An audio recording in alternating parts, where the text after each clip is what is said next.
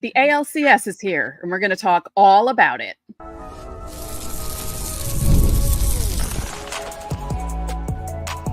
You are Locked On Yankees, your daily New York Yankees podcast. Part of the Locked On Podcast Network, your team every day. Welcome to Locked On Yankees, which is part of the Locked On Podcast Network, your team every day. Thank you for making us your first listen every day. I'm one of your hosts, Stacey Gotsoulias. You can start this season with a big return on FanDuel. Place your first $5 bet, and you'll get started with $200 in bonus bets guaranteed. Visit FanDuel.com to get started. With me, as usual, my co-host, Brian McKeon. Brian. Stacey, I've been sick the last 2 days, and I don't know if I'm coming down with whatever you have before playoff games or if I'm actually sick. Can't really tell. Don't blame me for that. Before we get started, don't forget, subscribe to the podcast on whichever podcasting platform you prefer. Subscribe to our channel on YouTube, like our videos, hit the bell so you're notified when those videos go live. Also, leave comments, nice ones. Thank you, because that also helps with the algorithm. On today's show, obviously, we're previewing the ALCS. We'll tell you all about the roster because that came out earlier this morning. We'll make our predictions, and we'll also talk about the NLCS. But obviously, we're going to begin with the ALCS because that's what the Yankees are playing beginning tonight. Yeah, I think same message going forward as you did with the Royals series, right? No excuse. Payroll is substantially higher. You're the better team. And whether people were mad about Derek Jeter's comments because Derek Jeter came out publicly and said the Yankees have no excuse and the Yankees are the better team and the Yankees have the easiest path they've ever had to a World Series. And people were angry about it. People were going crazy about it. And people said, oh, show this to everybody in the Guardians locker room and make it be fodder. First of all, Derek Jeter doesn't speak for the New York Yankees. So it wasn't a Yankee saying it. But also, is he wrong? Is he wrong?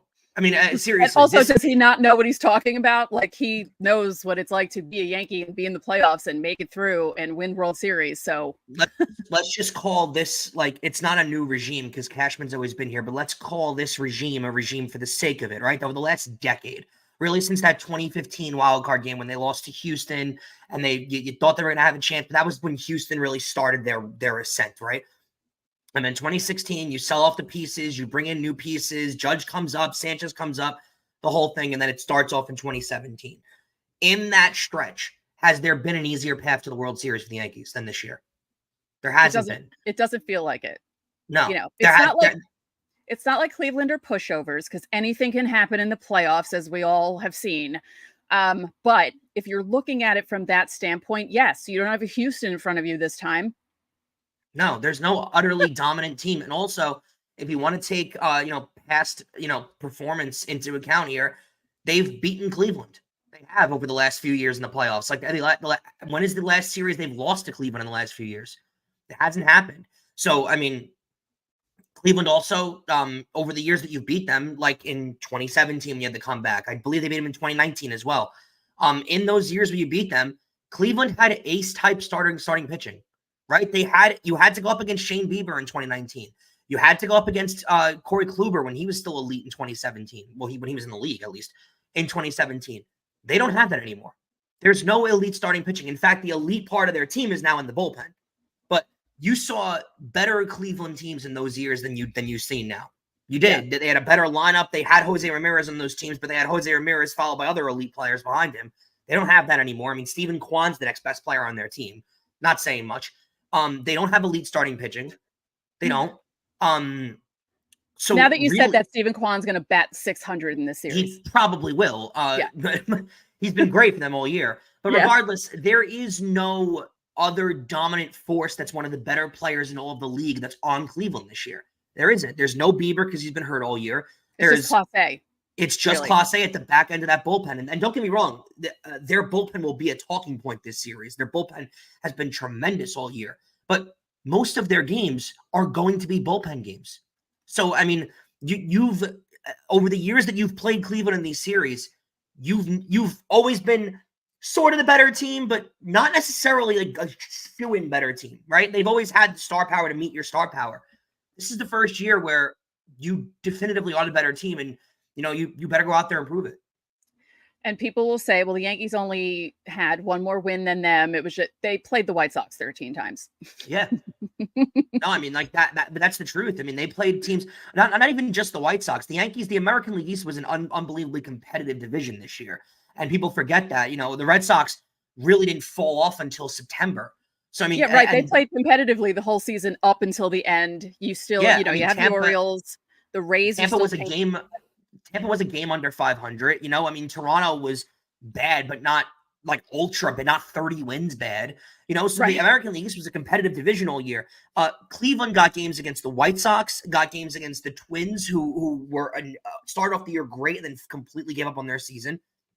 They had to play Detroit, which for most of the year, now Detroit, when you look at the standings, their record looks better than it actually was. And you're going to remember them as having a solid year because of the way their year finished off. But Detroit was a middling team throughout the entire year until they had an absurd September to get them on that hot streak.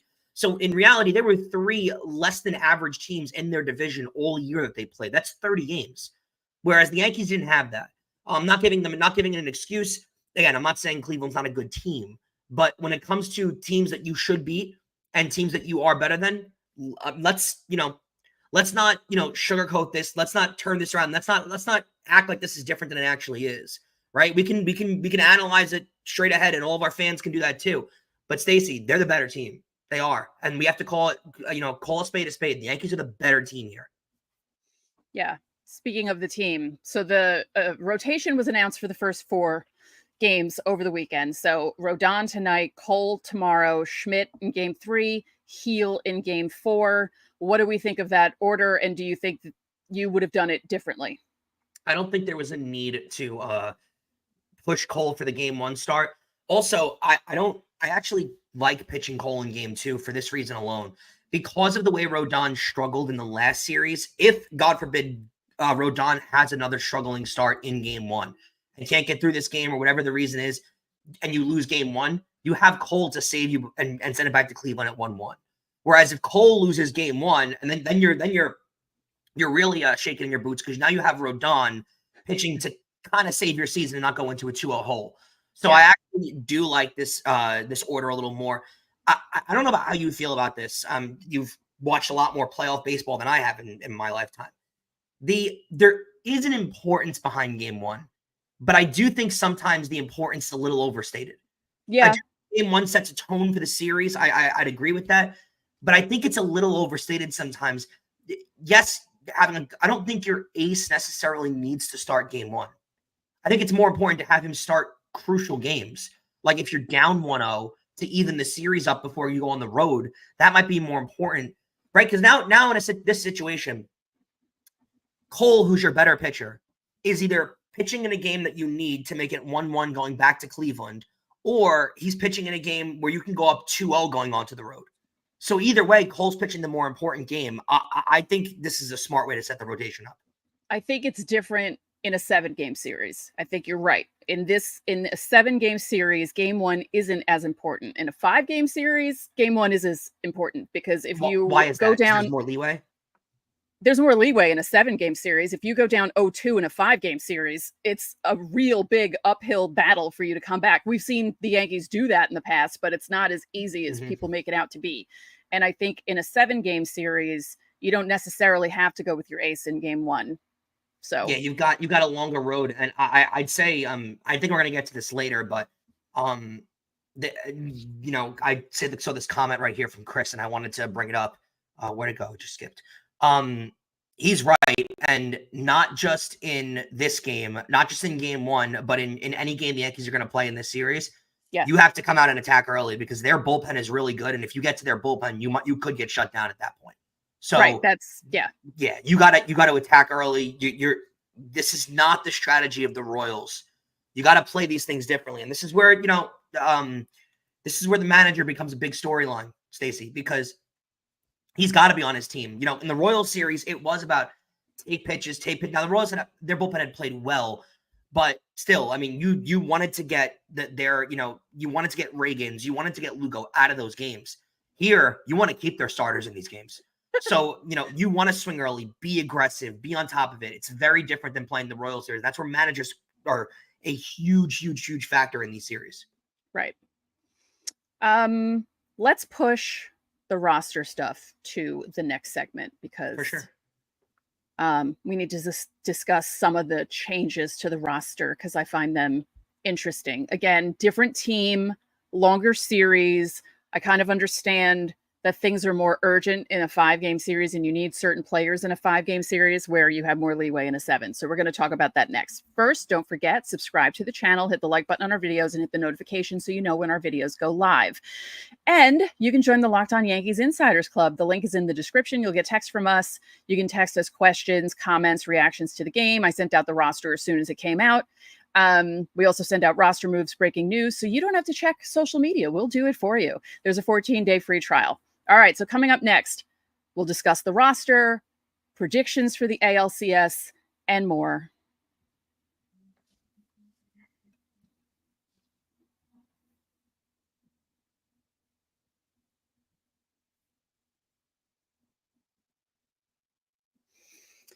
It's football season, which means it's tailgating time. Stock up on all your tailgating favorites and earn cash back with every purchase when you use Ibotta.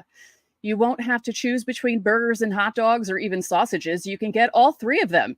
Ibotta is a free app that gives you the most cash back every time you shop on hundreds of items from groceries to beauty supplies to toys. So you can make sure you're beating inflation no matter what you're purchasing. The average Ibotta user earns $256 per year. That could cover the cost of an entire shopping trip, that flight you've been eyeing, or the fancy dinner that you have been craving. Other apps give you points that don't amount to much. With Ibotta, you just add your offers in the app, upload your receipt, and get real cash so you can cash out to your bank account, PayPal, or gift cards. Join the over 50 million users and earn cash back every time you shop from over 2,700 brands and retailers, including all your favorite grocery stores, Lowe's, Macy's, Sephora, Best Buy, and more. Right now, Ibotta is offering our listeners $5 just for trying it by using the code LOCKEDONMLB when you register. Just go to the App Store or Google Play Store and download the free Ibotta app to start earning cash back and use our code LOCKEDONMLB. That's IBOTTA in the Google Play or App Store and use code LOCKEDONMLB. And don't forget, you can catch every pitch of the Yankees' hometown broadcast with SiriusXM. Just download the SXM app and search the word Yankees.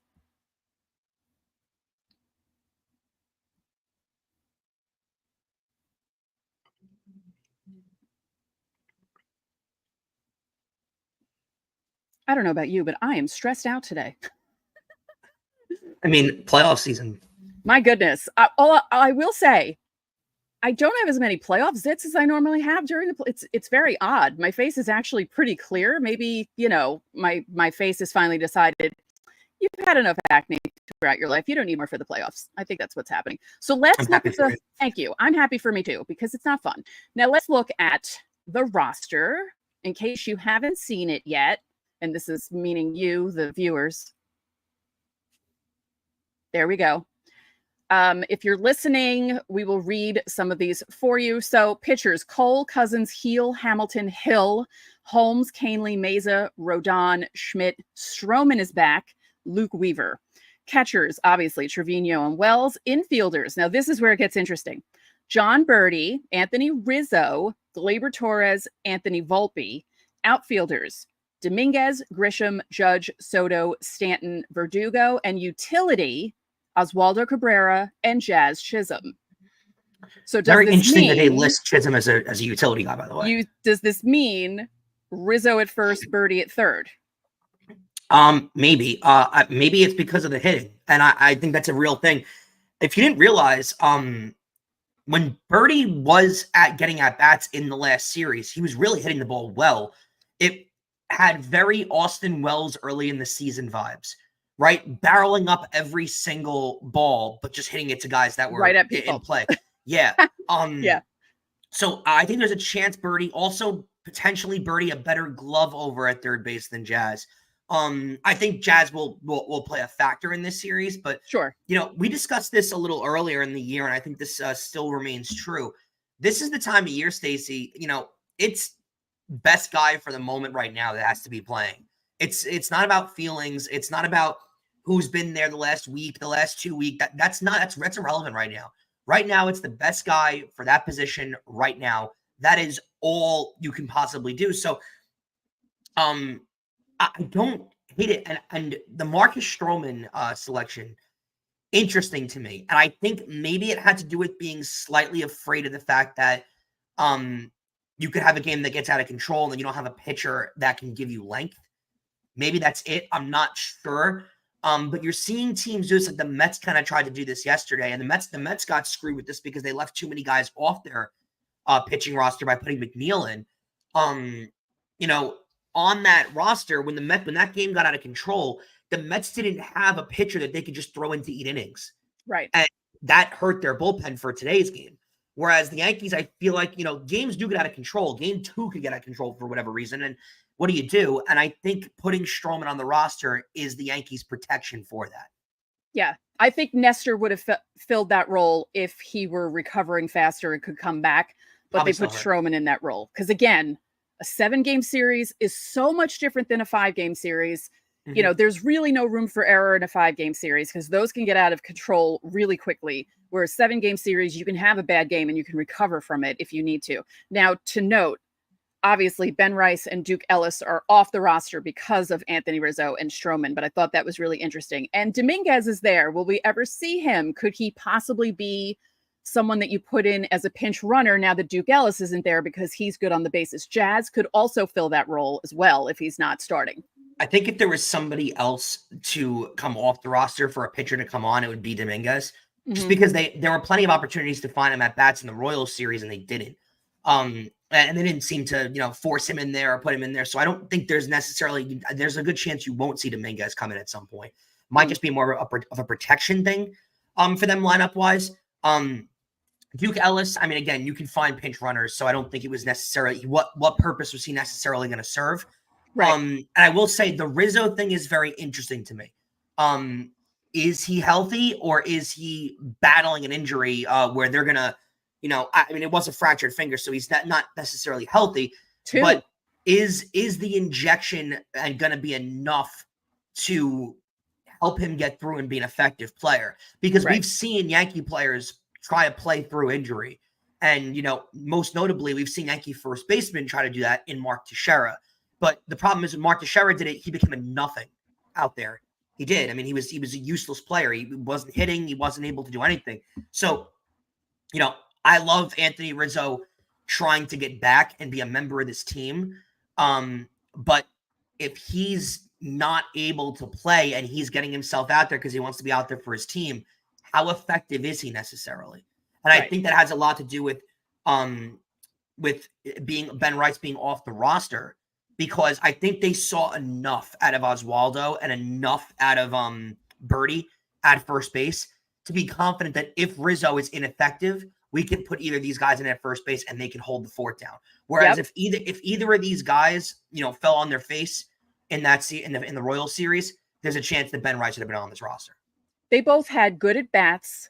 Oswaldo worked a couple of really good walks there and made really good defensive plays, like scoops that you wouldn't expect guys like that to make at first base because they're not used to playing at first base. Birdie played first base, 3 times in the series, 2 times in the series, and it was the first 2 times he ever played, and he made amazing plays. He was better than Oswaldo at first base. He was incredible at first base. Yeah, because he's very athletic. He's fast. He'll fall to the ground and jump back up really quickly, like that one play with Michael Garcia at at second. But the first part of that play, before that kerfuffle started, I was impressed with Birdie. So that's the good thing about this. I don't know if Birdie's if he's signed for another year. I'm not sure what his contract status is, so I can't answer this right now. But he's a guy that I feel like, and we'll get into this a lot more in the offseason, we missed out a lot on seeing him play the entire year. I think he really could have been a player. He's a really solid player.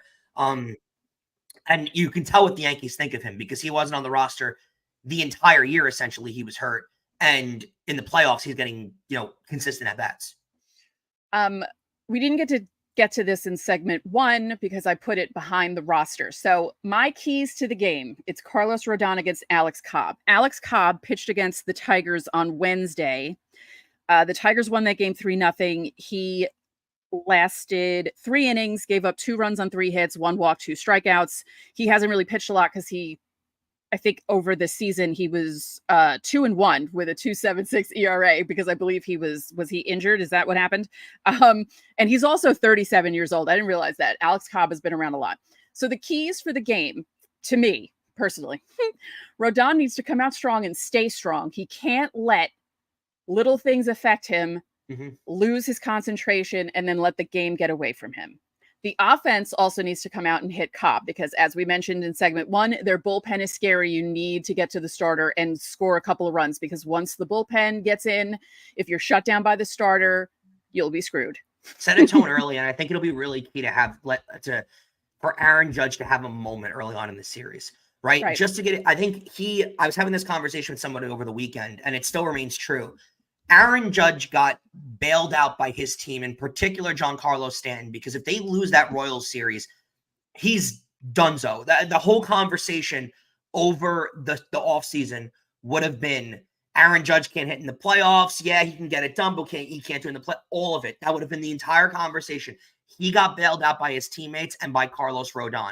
And I don't want to make this a narrative because I don't think it's fair to Aaron Judge.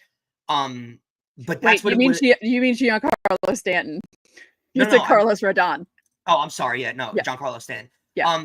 I don't think it's fair to Aaron Judge for that notion, that narrative to be built because there are plenty of Yankees in history. I'm sure if you go back and find the numbers, I'm sure Derek Jeter had playoff series where he was non-existent. I'm sure Tino Martinez was terrible in the playoffs, but he had 2 big home runs that people always remember. Yeah.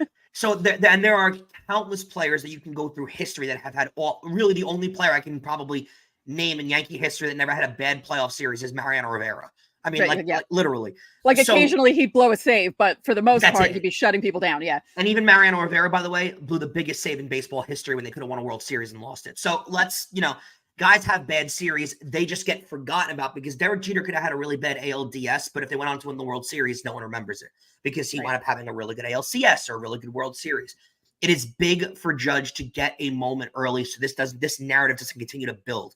He's now had a few days off. The Yankees advanced, so the conversation went away from Judge playing poorly. He hits a home run in the first inning, third inning, something like that early on in this game. It can wake him up, get him going. I think you need that so the narrative dies where it is. Let's be fair. He also looked better in game 4. He had the double. He walked twice. He didn't look as lost at the plate. And as I said throughout the series, he wasn't flailing away at the ball. He was hitting the ball, just not hitting it as well as Aaron Judge does. So there were a lot of flyouts and stuff like that. But again, this was over the course of 4 games. He's had plenty of bad 4-game stretches throughout the season. They said it on the post game. They said it on the post game last night. I think Ortiz may have said it. Ortiz and A-Rod were saying if this happened in the regular season, you wouldn't even notice. And I think Jeter said it too. You wouldn't even notice that he had a bad 4 games. But because it's being magnified because it's the playoffs, everyone's seeing it. Predictions. I don't know if you guys know this, but there's a corgi that predicts sports games and series. This corgi predicted the Yankees in 4 games against the Royals. What they do is he's at the top of a staircase. They throw him a ball. There are 2 baskets with each team, and the balls bounce into the basket. This corgi predicted the correct order in which the Yankees and Royals would win the games. Game 1 went to the Yankees. Game 2 went to the Royals, and the next 2 went to the Yankees. So this is what the corgi predicts for the Yankees Guardians. We're going to watch it. As you can see, they said conference series instead of championship series, but that's okay because they usually do basketball, football. Oh, God, we're panicking. They're down 2-1. Oh, they tied the series 2-2. Wonderful.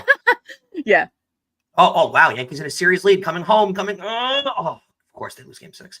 All right, game 7. Game 6. Here Heart comes pressure game time. 7. Oh, wow. They took game 7. Yankees in game 7. Wow. So I'll be there. I have game 7 tickets. Oof. All right. What's your prediction for the series? I hate doing this because it's my I team. do too. I don't like it either because I feel like it jinxes them. Yeah. But it is, we do get paid to do this for a living.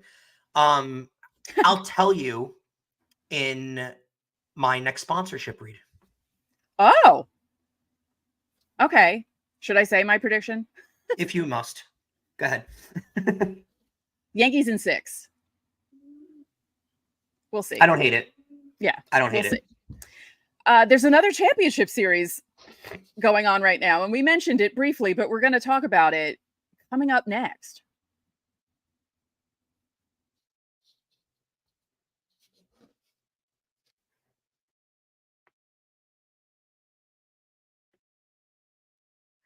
Hey, NFL fans, you can start the season off with a big return from FanDuel. It's America's #1 sports book. So when you get a hunch in the middle of the game, you can check out the latest stats, view live, play-by-play, and so much more on the same page where you can place all of your bets. Now, guys, baseball postseason is here. American League Championship Series, National League Championship Series. I'll give you some things that I would look for because, guys, it's panicking time. If you're a Yankee fan, it's panicking time. If you're a Mets fan, my official prediction, I'm going to go Yankees in 7 with the Corgi. I think Garrett Cole has a monster Game 7 start. They leave it for him, and you're going to fall in love with Luke Weaver as he closes out Game 7. I'll say 4-3 Yankees win Game 7. It's going to be a nail-biter. It's going to really it's going to hurt. But it should hurt, right? I mean, difficult things in life should hurt. And FanDuel is where you can go to put that in, to put all of your ALCS. You can get World Series bets in now. Follow the Mets-Dodgers series. You can bet that series as well. Plenty of things. You can do it all on my favorite sportsbook, FanDuel. You can get started right now with $200 in bonus bets guaranteed when you place your first $5 bet, all available on FanDuel.com. And remember that you can catch every pitch of the Yankees hometown broadcast with SiriusXM. Just download the SXM app and search the word Yankees.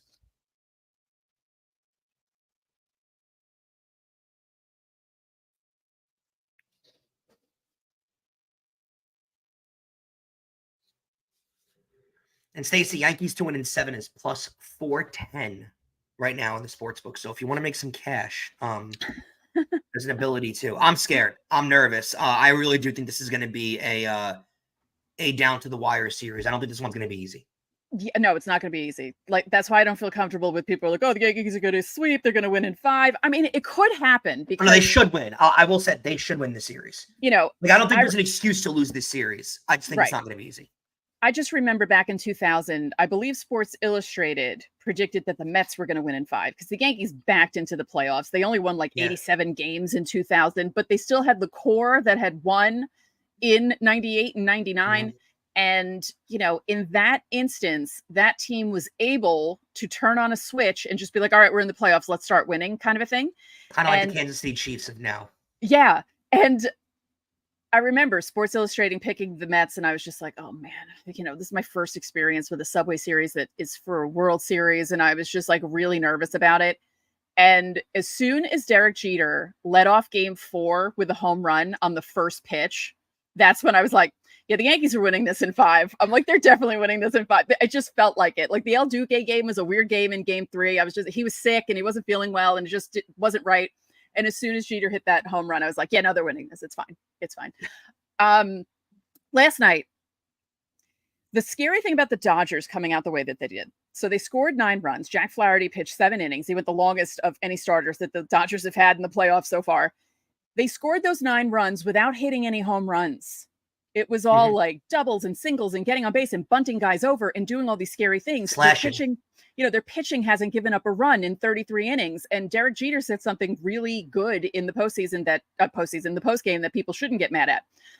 He said that the playoffs are filled with the best and the hottest teams. The Dodgers happen to be both right now. Scary. Yeah, like they're really scary. Now, this doesn't mean that the Mets are going to get swept out of the playoffs by any means. They just need to sweep this under the rug, forget that it happened, go in strong for Game 2 because the series. Well, it's that classic saying, right? You're only as good as your last game in the series, right? Mm-hmm. Or you're only as good as tomorrow's starting pitcher. And that's the thing that the Dodgers are, I guess let's call it gettable, right? Because they're doing a bullpen game in Game 2. Yeah, Ryan Brazier, remember him from the Red Sox, the guy that tilts his head like that. He's pitching in Game 2. He's their starter. So, I mean, and the Mets are going with Manaea, who's been one of their best pitchers all year. He's at like a 2 ERA in the postseason. So, yeah, you are only as good as yesterday's starter. And if the Mets can send this back to Citi Field at 1-1, what's the difference? The problem here, and I think it was an issue for the Mets last night, it's going to be an issue for the Mets today. The Dodgers 1 through, I mean, I want to call it their 1 through 4, but I mean, in reality, they're 1 through 7 I mean, there's like 5 potential Hall of Famers. Right. It's ridiculous how good it is. Ohtani, right? Followed by Betts, followed by the guy who won the home run derby this year, Teoscar Hernandez, who's really in reality one of the more underrated power hitters every year in baseball. Every year in baseball. You also have Freddie Freeman, who's playing on one leg and still hitting the ball. Followed by Will Smith, who could have won the MVP last year. Then you follow that with Max Muncy. I mean, they are a ridiculous. And then you got Kike Hernandez at the bottom of the lineup, who's like the greatest playoff hitter of all time. I was going to say, he doesn't do anything in the regular season, but the playoffs come, and he's like, all right. He's got like a 1,300 OPS in the postseason in his career, but like a 600 OPS in the regular season. Make it make sense. It doesn't make sense. But he's just one of those guys that once the playoff lights are on him, he's kind of like Stanton in that way. Like they just embrace it and they like it. No, I think it's that feeling that Derek Jeter has always said. He said it more during his career when they would interview him, but it still remains true. It's you've got so much playoff experience and you've experienced this so many times that the lights don't feel brighter at all. A game 5 feels like game 17 of the regular season in April. Right. There's no difference to it. And I think, that's what helped Jeter a lot in his career, especially later on in his career. But I think that helps Kike Hernandez. He's played a lot of playoff games, this guy. But overall, I mean, I take, like I was saying, that Teoscar Hernandez signing was one of the low-key best signings of the offseason because that was hidden behind them getting Yamamoto and them getting Ohtani and all these big news that came out of them signing all these guys. They turned around and signed Teoscar Hernandez, who's got the most home runs in baseball over the last 3 seasons, and no one realized they made that signing. It kind of went right under the wayside. So their lineup is ridiculous. It keeps coming at you in different directions, and again, like you said, with no home runs, that is it because they're going to hit their home runs. I mean, Ohtani just missed one, but for the most part, they were just relentlessly. Anytime they got someone on base, it felt like they scored. And it was like, okay. And they're, but again, they also had Flaherty go 7 innings of dominant pitching. They're not going to have that. Now, their bullpen is awesome, but they tax their bullpen a lot in every game by using it as much as they do. So, this series, although, yes, it was a terrible game yesterday and the Mets didn't play well, they win this game. They go back to Queens at 1-1. What Met fan wouldn't have signed for that? And so you got to look at it that way. Even if they go back 0-2, it's not over. It's a 7-game series. You have 3 games at home where you're playing tremendously during the playoffs. So it's not over. I mean, is the task a little more daunting? Sure, because coming back from 0-2 to take a lead is a lot, but teams have done it, and they can easily do it. Their starting pitching, though, is not they're so beatable because of their starting pitching.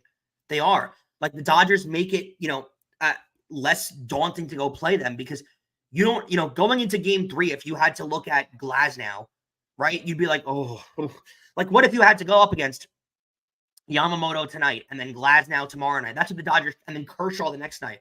The Dodgers tried to set it up like that. Everyone just got hurt. But looking at it that way, I mean, this could have been so much worse than this is the Mets' chance. It is. Because in future years, the Mets may go out this offseason and, sign X, Y, and Z and get this player and that player and be this unbelievable team that everyone's scared of. But next year in the playoffs, they're going to have to go up against Yamamoto and Glasnow and, potentially they bring back Flaherty, and their team is so unbelievably stacked when it comes to starting pitching. This is the year all their starters are hurt. This is the year you got to take advantage. Yeah. And it's amazing that they're playing as well as they are with all those starters. Could you imagine how much better they'd be playing if those starters were healthy? That's kind of a frightening thought. Their injury list is an all-star team. Yeah. By the way, the Corgi predicted the Mets in 6. Oh, wow. In the NLCS. They better get going. So we'll see what happens. What's your prediction for this one? I'm going to go Mets in 6 also. I think the Mets right now are just that they've got some kind of magic going for them. I think it's going back to Queens at 1-1. I think it probably goes back to LA 3-2 Mets. And then I think Game 6 feels like one of those games where everybody will expect the Dodgers to win. So it's going to go to Game 7. They're home, of course, and I think the Mets will come out from underneath them and just, do what the Mets have done all postseason. I hate being this guy. I really do. And I don't necessarily root for this, but I think we're getting a Mets-Yankees World Series. I do. I'm not rooting for it. I don't want it. I don't think, as a Yankee fan, I don't believe in the hype behind. I don't think it's fun. I don't enjoy it. I don't think it's enjoyable. I don't, root for the. By the way, I will say this, because I know I'm just going to take a strong assumption that the 102 people that are watching us right now and the thousands that will watch us over the next 24 hours, majority are Yankee fans. The clowns, and I'll call them clowns, who give you the "I'm rooting for New York" take. No, you're not. Pick a side. You're on the Yankees or the Mets. I don't like that at all. And I don't think it's productive for the Yankees and Mets to play in the World Series. I don't like it. I don't want it. But I think it'll happen. I already experienced it. I don't want to experience it again. And I also, let's add to that statement that you just made. Met fans wouldn't root for the Yankees if their lives depended on it. Why are you pulling for the Mets? You don't have to root against them, but you don't have to root for them. I don't personally hate the Mets, right? The Mets, especially, I was born in 97. I really, wasn't conscious for 2000. But regardless, the Mets have never done anything to me to hurt me personally. Right. Like, I don't have anything against the Mets. Whereas Met fans, I get it. I get hating the Yankees, right? You've dealt with most of your childhood seeing the Yankees. If you were born in the early 70s, late 60s, you went through the late 70s of the Yankees winning constantly right after the Mets were winning. You went through the 80s of when the Mets, should have won multiple World Series. They got one out of it. And then you went through the 90s when the Yankees had a dynasty. Oh, and to close the dynasty out, they beat you in the World Series. I get it. I understand. Yeah. And a lot of you probably went through school getting talked, crap to by Yankee fans and stuff. I get it. Yankee fans, I don't know why you hate the Mets. It does nothing for me. The only reason a Yankee fan hates the Mets is because they play in the same city and there's supposed to be this like built-in fake rivalry because they play on the same. I don't get it. It's like the Giants and the Jets. I don't hate the Jets. No, I don't care. Like, I don't hate I actually do hate the Giants, but that's for different reasons. I hate Giant fans. But like I'm a Ranger fan. I can't stand the Islanders. I don't have a. Well, they're also in the same division, though. Yes, the Islanders can directly affect me, and the Rangers can play the Islanders in the postseason because they play them multiple times at the regular season. The Mets don't hurt the Yankees. However, the I'm rooting for New York take. Garbage. You have a team, and that is it. You're not rooting for the city. I don't think that a Yankee Met World Series would be entertaining for me. I have many great friends that are Mets fans. I have many great friends that are Yankee fans. I don't need it. I'm good. Right. And baseball doesn't want it. They would rather have Yankees Dodgers. I think the funniest thing would be if the Guardians and the Mets win and they get that World Series. That's the truth, right? The only I don't think Major League Baseball necessarily is rooting for Yankee Met over Yankee Dodgers. The only thing they can't have is the Guardians win. Like Major League Baseball, I think, doesn't really care who comes out of the National League because you either get the Dodgers back in LA or you get the Mets in this magical run where they're not supposed to be there. I think Major League Baseball, it's a nightmare scenario if they get the Guardians. Because who cares? If it's Guardians, Mets, everyone tunes out. Yeah, if it's Yankees, Dodgers, you have Ohtani against Judge. I mean, everyone wants that, right? And if it's Yankee Met, all right, at least you get the inner city rivalry. I think they'd enjoy that. But I think ratings wise, they've been rooting like hell for Yankee Dodgers for the last decade. Honestly. I will say there was a tweet where a guy said, be prepared for the Yankee strike zone to look like this. And it was the Levon Hernandez performance against the Braves in 97. And because there's a possibility of Yankees Dodgers. And I said, oh, that's weird because the Yankees didn't get a special strike zone in 2017. And then I said, oh, right. There were other factors at work there during that ALCS. That was the year. But, that's in the past. They're here. But I don't like this whole, the umps are going to do this because they want Yankee. Let's not believe in. No. That narrative only exists in the NFL. Right. All right. So ALCS starts in 5 hours. 5 hours. And game 2 of the NLCS starts in an hour and 20 minutes. How are we all feeling about this? What is your confidence level here, people? Because I'd like to see. Why aren't the comments popping up for me? Hold on. I'm having technical difficulties. Here we go. Let me know. Okay. No. I would Yeah, I don't know love if you're gonna that, see that. but that's not going to happen. Yankees in 4. No. But like confidence level wise, like, do you feel better about this? Because let's be honest, I know that there's a faction of people, the Yankees always disappoint us in the ALCS. They can never win. The only really disappointing one, I mean, 2017 and 2019, the way they ended were disappointing, but 2022 getting swept out, that was the worst out of the ones that they've made. So yeah, see, this is more this is more realistic. Mark says Yankees in 6.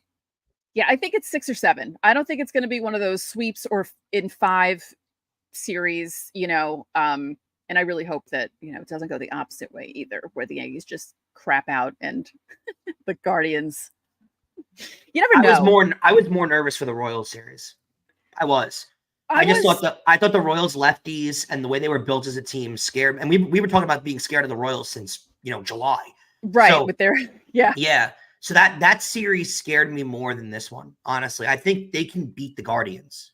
Yeah, I mean, honestly, the Yankees can beat anyone if they get on a roll and do what they're supposed to do. But you never know.